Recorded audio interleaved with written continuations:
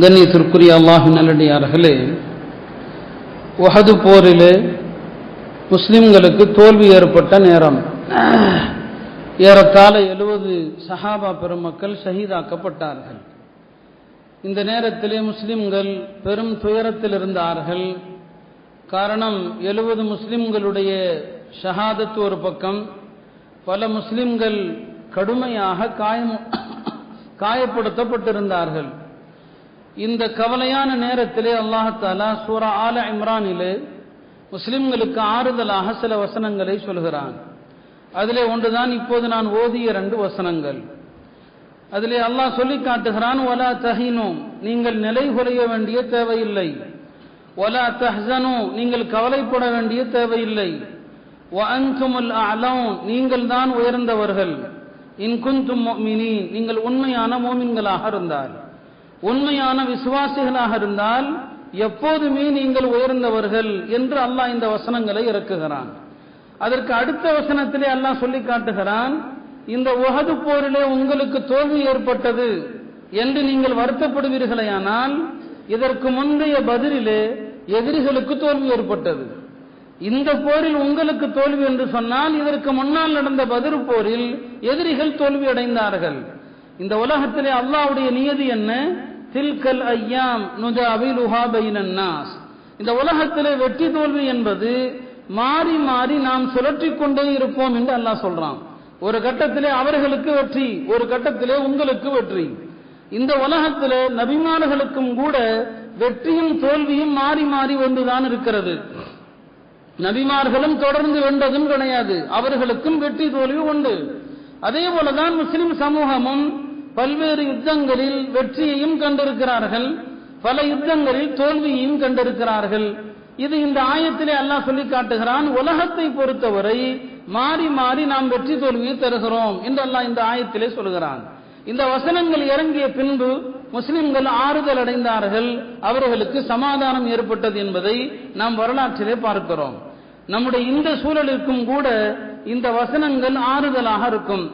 என்றால் நமக்கு தெரியும், அண்மையிலே நடந்த 5 மாநிலத்தினுடைய தேர்தல் முடிவுகள், அதிலே உத்தரப்பிரதேசத்தினுடைய முடிவுகள் எவ்வளவு விபரீதமான ஒரு மோசமான முடிவுகளை தந்திருக்கிறது என்பதை நாம் எல்லோருமே அறிவோம். ஏறத்தாழ மார்க்க உணர்வுள்ள, மார்க்கப்பட்டுள்ள ஒவ்வொரு முஸ்லிமும் கவலைப்படக்கூடிய அளவிலான ஒரு மோசமான ஒரு முடிவுதான் உத்தரப்பிரதேசத்தினுடைய தேர்தல் முடிவாக வந்தது. காரணம் என்னவென்று சொன்னால், அது ஒரு பெரிய மாநிலம் என்பதனால் மட்டுமல்ல, இந்தியாவினுடைய பெரிய மாநிலம், அதில் இவ்வளவு அதிகமான இடங்களை வென்றுவிட்டார்கள் என்பது மாத்திரமல்ல, இந்தியாவினுடைய அத்தனை பிரபலமான மதரசாக்களும் அங்கேதான் இருக்கிறது. இந்தியாவினுடைய கோட்டைகள், முஸ்லிம்களுடைய கோட்டைகள் என்று சொல்லப்படுகின்ற அத்தனை மார்க்க ஸ்தாபனங்களும் உத்தரப்பிரதேசத்தில் தான் இருக்கிறது.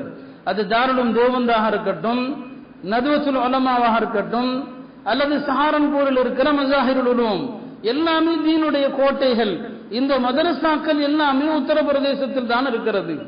அப்பேற்பட்ட ஒரு மாநிலத்திலே இவர்கள் இவ்வளவு பெரிய வெற்றியை அடைந்திருக்கிறார்கள் என்று சொல்லும் போது எந்த ஒரு முஸ்லிமாலும் நிச்சயமாக கவலைப்படாமல் இருக்க முடியாது. நாடு விடுதலை அடைகிற போது, இந்தியா சுதந்திரம் அடைகிற போது, இந்த நாட்டிலே 2 கட்சிகள் தான் இருந்தது, 2 தேசிய கட்சிகள், ஒன்று காங்கிரஸ், இன்னொன்று முஸ்லிம் லீக். இந்த 2 கட்சிகள் தான் இருந்தது. அன்றைக்கு RSSஓ அல்லது இந்த பாரதிய ஜனதாவோ எந்த கட்சியும் கிடையாது, மக்களிடத்திலே அதற்கு வரவேற்பும் கிடையாது. 2 பெரிய கட்சிகள், ஒன்று காங்கிரஸ், இன்னொன்று முஸ்லிம் லீக். பிறகு காலப்போக்கிலே முஸ்லிம் லீக் நாடு விடுதலை அடைந்த பிறகு பல்வேறு காரணங்களால், சூழ்ச்சிகளால் அது மிகவும் பலவீனப்பட்டு போனது. சரி, முஸ்லிம் லீக் பலவீனப்பட்டு போனது என்று சொன்னால், காங்கிரஸ் உடைய நிலை அதுவும் ஏறத்தாழ இன்றைக்கு முஸ்லிம் லீக்கை போல ஆகிவிட்டது. மிக பலவீனமான ஒரு நிலைக்கு காங்கிரஸ் செல்லப்பட்டிருக்கிறது. நாடு விடுதலை அடைந்த நேரத்திலே அடையாளம் தெரியாமல் இருந்த ஒரு கட்சி இன்றைக்கு இந்த நாட்டை முழுமையாக தன்னுடைய கட்டுப்பாட்டில் கொண்டு வந்து, தன்னுடைய எல்லா மாநிலங்களிலும் தன்னுடைய ஆளுகையை, தன்னுடைய ஆட்சியை கொண்டு வருவதற்கான எல்லா திட்டங்களையும் மிக வேகமாக செய்து கொண்டிருக்கிறது. அதிலே வெற்றியும் அடைந்து கொண்டிருக்கிறது. நம்மிலே பலர் நினைக்கலாம், இவர்கள் தமிழகத்தில் கால் வைக்கவே முடியாது என்று. ஆனால் உண்மை அப்படி அல்ல. பல மாநிலங்களுடைய நிலை அப்படித்தான் இருந்தது. அப்படி எண்ணப்பட்ட அத்தனை மாநிலங்களிலும் இவர்களது தங்களுடைய ஆட்சியை விரிவாக்கி கொண்டு செல்வதை நாம் பார்க்கிறோம். எனவே இந்த நேரத்தில் முஸ்லிம்கள் கவலையோடு சில விஷயங்களை எண்ணி பார்க்க நாம் கடமைப்பட்டிருக்கிறோம். இப்போது ஆட்சியிலே வந்திருக்கிற இவர்கள் அடுத்து என்னவெல்லாம் செய்ய போகிறார்கள் என்பதை இந்த தேர்தல் முடிவுகள் வர ஆரம்பித்த உடனேயே வந்த பிறகே அவர்கள் செய்ய ஆரம்பித்து விட்டார்கள். அவர்களுடைய அத்தனை பேருடைய பேட்டிகளிலும் பார்க்கலாம், 6 மாத காலத்திற்குள் அயோத்தியிலே ராமர் கோயில் கட்டப்படும். ஏனென்றால் அவர்களுடைய அஜெண்டா ராமராஜ்யம், இந்தியாவை ஒரு ராமராஜ்யமாக ஆக்குவது. இதற்கு அவர்கள் ஒரு 100 ஆண்டு காலம் திட்டமிட்டார்கள். ஒரு 100 ஆண்டுகளுக்குள் இந்தியாவை இந்து ராஜ்யமாக ராமராஜ்யமாக மாற்ற வேண்டும் என்று அவர்கள் திட்டமிட்டதை விட குறுகிய காலத்திலேயே அடைஞ்சிட்டாங்க.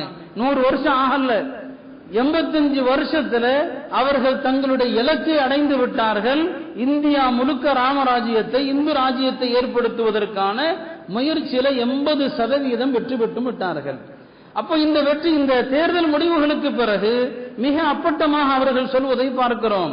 அது மாத்திரமல்ல, இவர்கள் 2014 ஆட்சிக்கு வந்ததிலிருந்து இதுவரை குஜராத்தில் எந்த மீடியாவிலும் வெளிவராத அளவிற்கு ரகசியமாக பல பள்ளிகளும் இடிக்கப்பட்டிருக்கிறது. குஜராத் மாநிலத்தில் பல கிராமங்களில் பள்ளிகள் இடிக்கப்பட்டிருக்குது. ஆனா அந்த செய்திகள் எதுவுமே வெளியே வர முடியாது. அத்தனை செய்தி நிறுவனங்களையும் முழுமையாக தங்களுடைய கட்டுப்பாட்டில் வைத்திருக்கிற காரணத்தினாலே இந்த செய்திகள் வெளி உலகுக்கு தெரியாது. பல பள்ளிகள் அங்கே இடிக்கப்பட்டதையும் பார்க்கிறோம். இந்த தேர்தல் முடிவுகளுக்கு பிறகு மாநிலத்தின் பல பகுதிகளிலே சில விரும்பத்தகாத நிகழ்வுகளையும் பார்க்கிறோம். அதிலே ஒன்றுதான் அண்மையிலே கர்நாடகாவிலே பெங்களூருவிலே ஒரு கல்லூரி, அந்த கல்லூரியிலே RSS மாணவ அமைப்பான AVP, RSS பல அமைப்புகள் இருக்கிறது. அவர்களுடைய மாணவ அமைப்பு தான் AVP. அவர்கள் அந்த கல்லூரி நிர்வாகத்திடத்தில் ஒரு கோரிக்கை வைத்து போராட்டம் நடத்தியிருக்கிறார்கள். என்ன போராட்டம் தெரியுமா? அது இந்த கல்லூரியில படிக்கின்ற முஸ்லிம் மாணவிகள் இனி புர்காவோடு கல்லூரிக்கு வரக்கூடாது. அப்படி வருவார்களே ஆனால் நாங்கள் காவி சால்வை அணிந்து கொண்டு வருவோம். இங்கே படிக்கக்கூடிய முஸ்லிம் மாணவர்கள் அத்தனை பேரும் காவி சால்வைகளோடு வர வேண்டும், இல்லை என்றால் அவர்களது கதையை முடிப்போம். இப்படி அந்த கல்லூரியினுடைய RSS மாணவ அமைப்பு கல்லூரி நிர்வாகத்துக்கு எதிராக போராட்டம் நடத்தி கொண்டிருக்கிறது.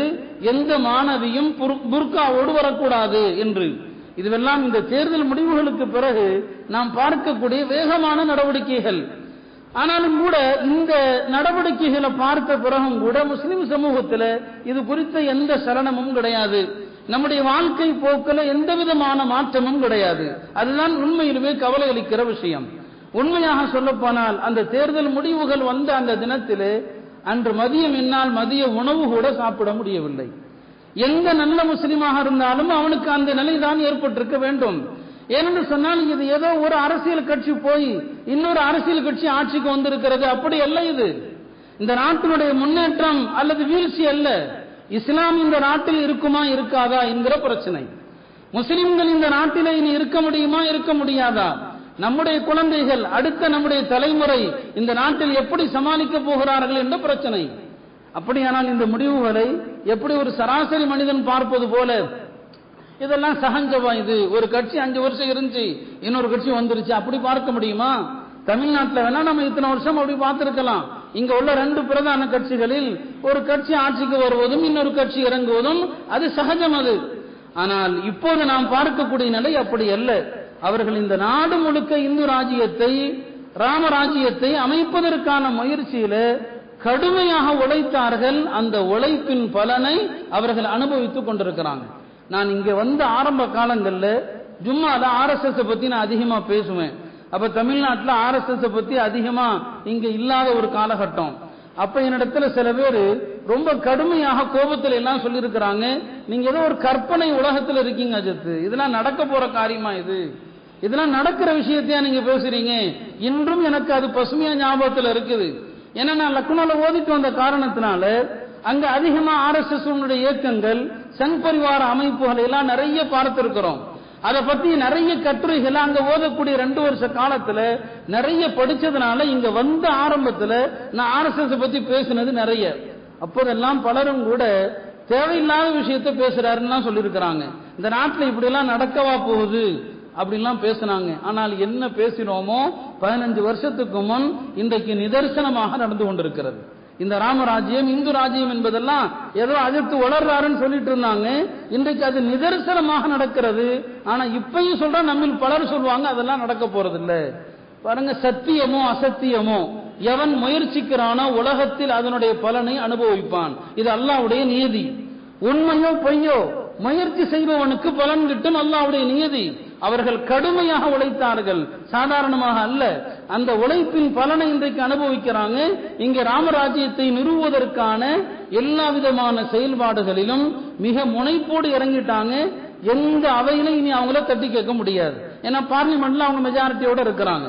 இப்ப நடந்து முடிந்த சட்டமன்ற தேர்தல்களிலும் கணிசமான எம்எல்ஏக்கள் அவங்களுக்கு இருக்கிறதுனால இனி இதுலையும் கூட, அதாவது ராஜ்யசபாலையும் கூட இனி அவங்களுடைய எண்ணிக்கை உயரும். இனி யாருடைய தயவும் அவங்களுக்கு தேவையில்லை. அவங்க இனி கொண்டு வரக்கூடிய அத்தனையும் சட்டப்பூர்வமா கொண்டு வருவாங்க. ஏன்னா எதிர்ப்பதற்கு வலுவான அணி 2 மன்றங்களிலும் இல்லை, பாராளுமன்றத்திலும் இல்லை, ராஜ்யசபாவிலும் இல்லை. இனி அவங்களை எதிர்ப்பதற்கு எந்த குரலும் கிடையாது. இனி எல்லாத்தையும் சட்டப்பூர்வமாக கொண்டு வருவாங்க. மாட்டிறைச்சி தடை, அதை இனி சட்டப்பூர்வமாக கொண்டு வருவார்கள். பொது சிவில் சட்டம் சட்டப்பூர்வமாக கொண்டு வருவாங்க. எல்லாமே இனி சட்டப்பூர்வமாக கொண்டு வருவார்கள். அதை எதிர்ப்பதற்கு வலுவான அணிகள் இந்தியா முழுக்க எங்கேயுமே கிடையாது. அப்படியானால் இனி நமக்கான தற்காப்பு, எதிர்காலத்தில் நாம் சந்திக்கக்கூடிய இந்த ஆபத்துகளில் இருந்து, இந்த சூழ்ச்சிகளில் இருந்து நம்மை எப்படி தற்காத்துக் கொள்வது என்பதை பற்றி ஒரு குறைந்தபட்ச யோசனை, ஒரு திட்டமாவது நமக்கு இருக்க வேண்டும். ஆனால் அது நமக்கு கிடையாது. பாருங்க, உத்தரப்பிரதேச மாநிலங்கிறது நூற்றுக்கணக்கான ஜாதிகளை கொண்ட ஒரு மாநிலம். அது பல 100 ஜாதிகள் இருக்கிறாங்க. ஒருத்தருக்கு ஒருத்தர் ஆகாது, ஒருவருக்கொருவர் ஆகாத ஜாதிகள் தான். அந்த அத்தனை ஜாதிகளையுமே ஒரே ஒரு சொல், ஒரு மந்திர சொல்லால் இணைத்து விட்டார்கள். இந்துங்கிற ஒரு சொல்லை கொண்டு, இந்துங்கிற ஒற்றை சொல். இந்த ஒரு சொல்லுக்கு முன்னால அவங்க அத்தனை பேரும் மயங்கிட்டாங்க. மற்ற விஷயத்துல அவங்களுக்கு மத்தியில பல்வேறு பிரச்சனைகள், அவங்களுக்கு மத்தியில பல பிளவுகள் உண்டு. ஆனா தேர்தல் என்று வருகிற போது இந்த ஒரு சொல் அத்தனை பேரை இணைச்சிருச்சு, இந்துங்கிற ஒரு சொல். அதைத்தான் பிஜேபியும் பயன்படுத்தியது.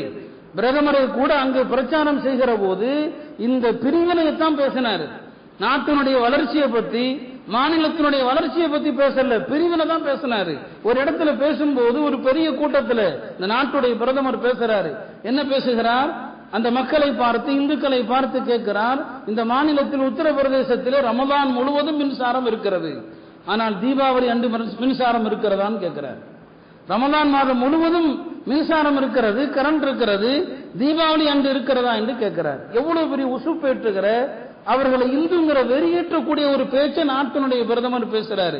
இப்படி அறுவடை செய்ததுதான் இந்த வெற்றி, அவர்கள் அடைந்த வெற்றி இது. ஆனா முஸ்லிம்களை, இஸ்லாம்ங்கிறது எவ்வளவு கவர்ச்சியான சொல், இஸ்லாம்ங்கிறது எவ்வளவு ஈர்க்கக்கூடிய சொல். இந்த சொல் இன்றைக்கு நம்மை ஒன்றிணைக்கிறதான்னு சொன்னா இல்ல. இந்துங்கிற ஒரு வார்த்தையை கொண்டு அவர்கள் அந்த மாநிலத்தினுடைய ஒட்டுமொத்த மக்களையும் இணைத்து விட்டார்கள். தங்களுக்கு ஆதரவாக வாக்களிக்க செய்து வெற்றியும் பெற்றாங்க. ஆனா நாம எவ்வளவு குழம்பி போய் எத்தனை பிளவுகளாக, எத்தனை பிரிவுகளாக நாம நிக்கிறோம். தமிழ்நாட்டுடைய அமைப்புகள் கேவலம் பேசுவதற்கே அருவருப்பு. இவன் அந்த கூட்டணியில இருந்தா இவனை எதிர்த்து நான் வேறுபாடெல்லாம் நிறுத்துவேன். நம்ம தமிழகத்துடைய நிலை பாருங்க. யூபியில கடந்த 50 வருட காலங்களாக யூபி சட்டமன்றத்தில் முஸ்லிம்களுடைய எண்ணிக்கை, முஸ்லிம் எம்எல்ஏக்களுடைய எண்ணிக்கை 50க்கும் அதிகம். கடந்த 5 ஆண்டிலே கூட கிட்டத்தட்ட 50-60 எம்எல்ஏக்கள் இருந்தாங்க. முதல் முறையாக உத்தரப்பிரதேசத்தில் கிட்டத்தட்ட ஒரு 15-16 எம்எல்ஏக்கள் தான் சட்டமன்றத்துக்கு போறாங்க. இது நாடு விடுதலை அடைந்த பிறகு இவ்வளவு சொற்ப எண்ணிக்கையில முஸ்லிம்கள் போறது இதான் முதல் தடவை. எல்லா கட்சியுமே ஒரு பேருக்காவது முஸ்லிமுக்கு ஒரு சீட்டு கொடுக்கும். தமிழ்நாட்டிலையும் பார்க்கலாம், இந்த 2 பிரதான கட்சிகளும் ஒரு 2 சீட்டு 3 சீட்டு பிச்சை போடுற மாதிரி போடுவாங்க. ஆனா மொத்தத்துல ஒரு சீட்டு கொடுப்பாங்க. நானும் ஒரு சீட்ல நிக்கக்கூடிய பிஜேபி முஸ்லிம்களுக்கு ஒரு சீட்டு கூட கொடுக்கல. அவங்களும் பேருக்கு கொடுப்பாங்க சில நேரங்கள்ல, ஆனா அது கூட இந்த தேர்தலில் செய்யல. என்ன காரணம்? எங்களுக்கு முஸ்லிம்கள் அவசியம் இல்லை, முஸ்லிம்களுடைய ஓட்டும் எங்களுக்கு தேவையில்லை. இந்த ஒற்றை குறிக்கோள் அவர்களுக்கு இருந்தது. எல்லா மக்களையும் இந்துங்கிற ஒரே பெயர்ல இணைத்து அவங்க எவ்வளவு பெரிய வெற்றியை பெற்றிருக்கிறாங்க. எனவே அன்பிற்குரியவர்களை, அடுத்த அவர்களுடைய நடவடிக்கைகள் மிக கடுமையானதாகத்தான் இருக்கும். நாம் யோசிப்பதை விட மிக கடுமையானதாக இருக்கும். அண்மையில் அவர்கள் 6 மாதங்களுக்கு முன்னால பொது சிவில் சட்டம் கொண்டு வருவதில் தீவிரமாக இருந்தாங்க. ஆனா கொஞ்சம் எதிர்ப்புகள் வந்ததுல கிடப்புல போட்டுட்டாங்க. ஆனா இனி அதையும் கொண்டு வருவார்கள். ஏன்னா அவங்க அவ்வளவு பலமாக இருக்கிறாங்க. எல்லா மாநிலத்திலையும் அவங்களுடைய ஆட்சியை கொண்டு வந்துட்டாங்க. இன்னும் பல மாநிலங்களில் கொண்டு வருவதற்கான அத்தனை முயற்சியும் செய்து கொண்டிருக்கிறாங்க. அப்படியானால் இந்த நேரத்தில் நாம என்ன செய்வது? முஸ்லிம் சமுதாயம் பல விஷயங்களை நாம யோசிக்க கடமைப்பட்டிருக்கிறோம். இந்த இந்துத்துவம்னா என்ன, RSSனா என்ன அப்படிங்கிற ஒரு அறிவு கூட நம்மில் பலருக்கும் கிடையாது. ஆனா இத்தனைக்கும் தமிழ்நாட்டில் எத்தனையோ நூல்கள் எழுதப்பட்டிருக்குது.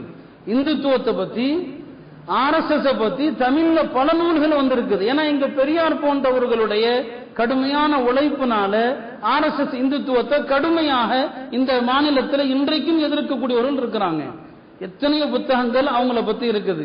அதுல அண்மையில கூட வீரமணி அவர்கள் எழுதிய ஒரு நூல் இந்துத்துவத்தை பத்தி, RSS பத்தி எழுதிய நூல்.